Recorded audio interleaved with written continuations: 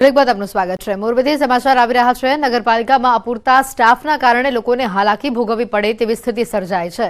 નગરપાલિકામાં કુલ 507 કાયમી કર્મચારીનું મહેકમ હતું અને જેમાંથી સરકારે 20% કાપ મૂક્યો હતો, જેના કારણે મહેકમ 407 કર્મચારીઓનું થયું હતું। પરંતુ આજની સ્થિતિમાં 407 કર્મચારીઓના સ્ટાફની જરૂરિયાત સામે માત્ર 96 કાયમી કર્મચારીઓ નોકરી કરી રહ્યા છે અને 311 જગ્યાઓ ખાલી પડી છે। તો વળી 96 કાયમી કર્મચારીઓમાંથી કેટલાક થોડા સમયમાં નિવૃત્ત થવાના છે અને આ જગ્યાઓ પર હાલ કોઈ પણ ક્વોલિફિકેશન વગરના રોજમદાર સ્ટાફ દ્વારા કામ લેવામાં આવી રહ્યું છે, જેના કારણે અરજદારોને સંતોષકારક જવાબ નથી મળતો અને પરેશાની ભોગવવી પડે છે।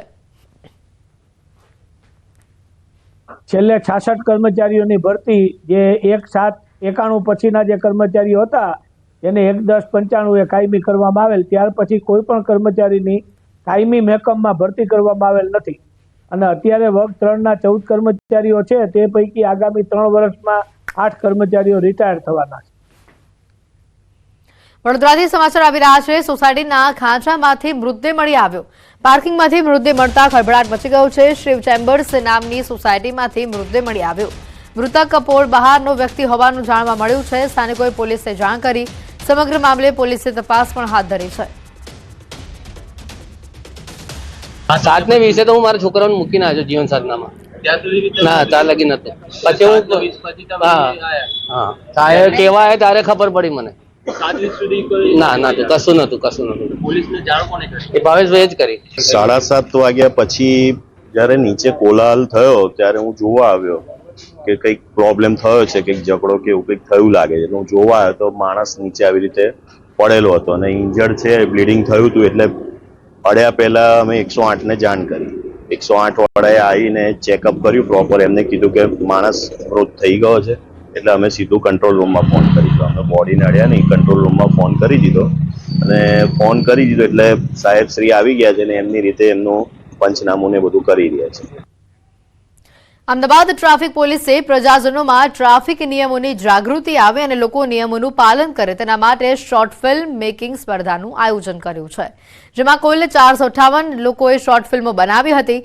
આ શોર્ટ ફિલ્મના સ્ક્રીનિંગ બાદ 5 એક્સપર્ટની કમિટી બનાવીને 53 ફિલ્મોની પસંદગી કરાઈ હતી, જેમાંથી 10 શ્રેષ્ઠ ફિલ્મ પસંદ કરવામાં આવી।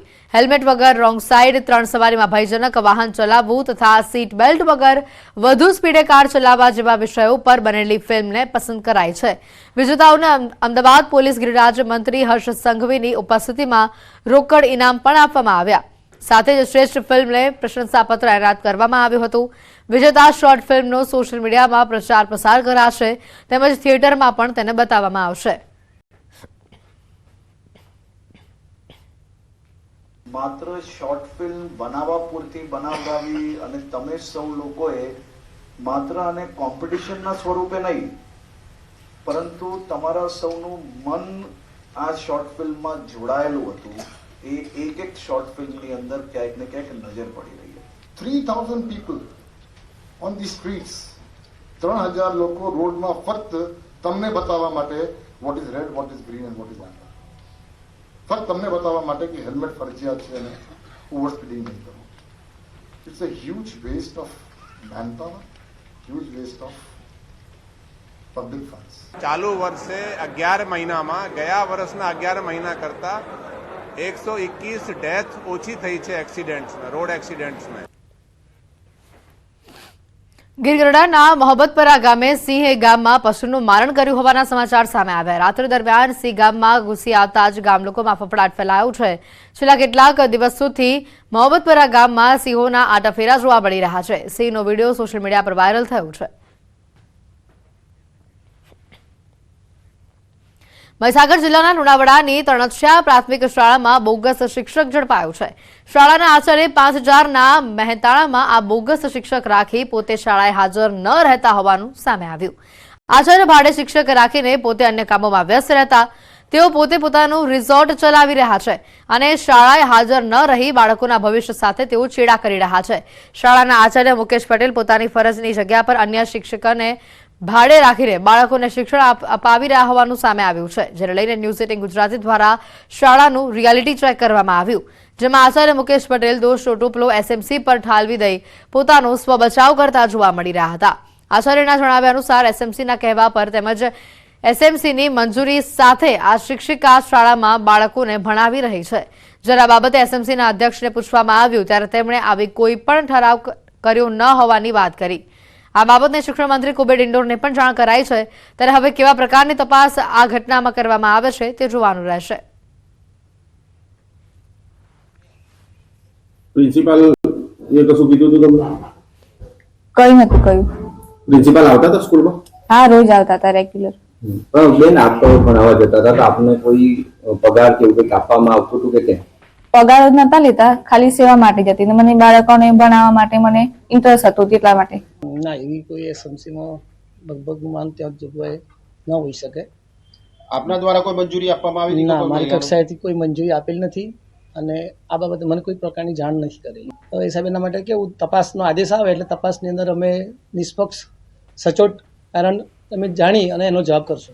ગામની એસએમસીની સૂચનાથી માનવતાના ધોરણે સરકારના નિયમ વિરુદ્ધ હોવા છતાં એસએમસીએ આદેશ કર્યો કે ટૂંક સમય માટે તમને સેવા આપે એની અનુકૂળતાએ, એને એવું નથી કે તમારે આટલું જ સમય બેસાડવું. એટલે એમની સૂચનાથી મેં કહ્યું કે સરકારની વિરુદ્ધ છે છતાં પણ એસએમસીએ કહ્યું એટલે એને ટૂંક સમય માટે આપવા દીધી. સાંભળાના આચાર્ય આ સમગ્ર ઘટનામાં પોતાનો સ્વબચાવ કરી રહ્યા છે અને એસએમસીની મંજૂરીની સાથે જ આ શિક્ષિકા અહીંયા ભણાવવા આવે છે તેવી તેઓ વાત કરી રહ્યા છે. બુલેટિનમાં અત્યારે ફક્ત આટલું જ. રજા આપશો. નમસ્કાર.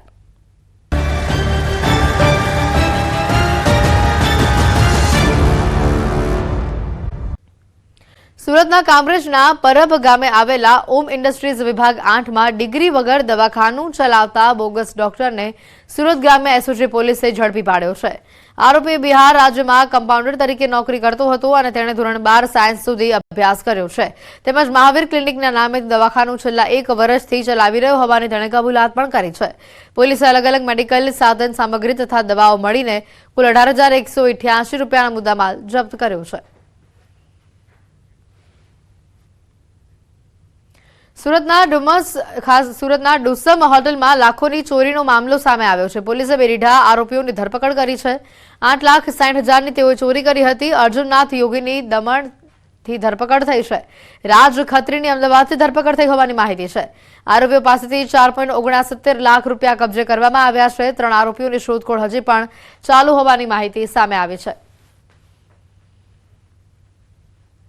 અર્જુનનાથ યોગી છે તેને દીવ ઘોઘલા ખાતેથી ડુમસ પોલીસે અટક કરેલી છે અને જે રાજ ખડકા જે મેઇન ચોરી કરનાર વ્યક્તિ છે તેને અમદાવાદ ઓઢવ ખાતેથી અટક કરવામાં આવી છે. ટોટલ 4,59,650ની રિકવરી કરવામાં આવેલી છે. રાજકોટના વોર્ડ નંબર 2માં આવતા ગાંધીગ્રામ વિસ્તારમાં અશાંત ધારાના નિયમોનો ભંગ થતો હોવાની સ્થાનિકોએ રજૂઆત કરી. પોલીસે 13 જેટલા મકાનોમાં જાહેરનામાનો ભંગ થતો હોવાની રજૂઆત મળી હતી અને જેને લઈને ગાંધીગ્રામ પોલીસે કેટલીક સોસાયટીઓમાં તપાસ હાથ ધરી હતી. ચેકિંગ દરમિયાન 3 મકાનોમાં જાહેરનામાનો ભંગ થયો હોવાનું સામે આવ્યું છે. 3 મકાન માલિકો સામે પોલીસે જાહેરનામાના ભંગની ફરિયાદ નોંધી વધુ તપાસ હાથ ધરી છે. પોલીસે આગામી સમયમાં સતત અશાંત ધારાવાળા વિસ્તારોમાં ચેકિંગની કાર્યવાહી હાથ ધરવાની વાત કરી છે. ગાંધીગ્રામ પોલીસ સ્ટેશન વિસ્તારના સુભાષનગર, શ્રીજીનગર, અલકાપુરી, વિમાનગર, ધ્રુવનગર આવા અલગ અલગ વિસ્તારોમાં ચેકિંગ કરવામાં આવેલું હતું અને આમાં જે 13 ઘર ચેક કર્યા એમાંથી 3 ઘર છે એમાં જાહેરનામાનો ભંગ થતો હોય એવું ધ્યાનમાં આવેલું હતું. ઉધનામાં ફાઇનાન્સર પર હત્યાના ઈરાદે કરાયેલા ફાયરિંગના કેસમાં ઉધના પોલીસે બંને આરોપીઓને નેપાળ અને બિહાર બોર્ડર પરથી ઝડપી લીધા છે. ઉધનામાં આરાધ્યા કોર્પોરેશન નામની ઓફિસ ઉપર આરોપીઓએ અન્ય સાગરીતો સાથે મળી ફાયરિંગ કર્યું હતું.